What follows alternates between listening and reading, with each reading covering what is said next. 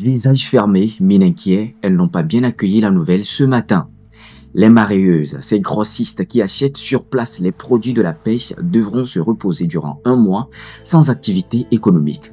Et pour cause, le gouvernement, via le ministère en charge des ressources halieutiques, a annoncé le 23 juin 2025 la suspension de la pêche artisanale du 1er au 31 juillet. La pêche industrielle, elle, est suspendue du 1er juillet au 31 août 2025. En conférence de presse au port de pêche à Lomé, la Fédération nationale des unions coopératives de pêche du Togo a partagé la nouvelle avec les différents acteurs de la pêche. Cette mesure de gouvernement est une première au Togo. Objectif de la rencontre, sensibiliser les différents acteurs de la filière sur les enjeux du repos biologique et les modalités de sa mise en œuvre.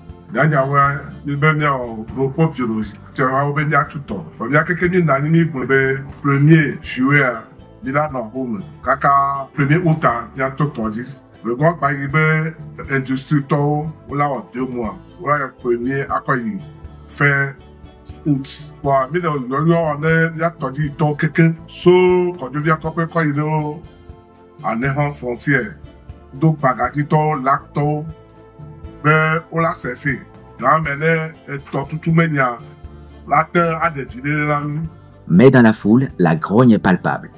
Les mareyeuses dénoncent une décision prise sans tenir compte de leur réalité économique.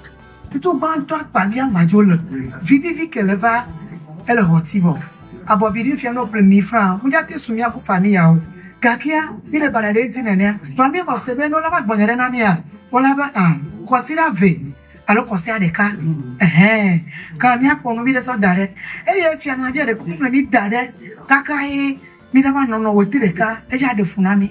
Une inquiétude partagée par le délégué du port de pêche de Lomé qui appelle les autorités à prévoir les mesures d'accompagnement. Nous sommes très proches aux pêcheurs, ils nous disent que non. Aller au port sans accompagnement, ça ne peut pas les aider. Parce qu'il y a certains pêcheurs, ils sont des aides-pêcheurs, ils ne sont pas des propriétaires.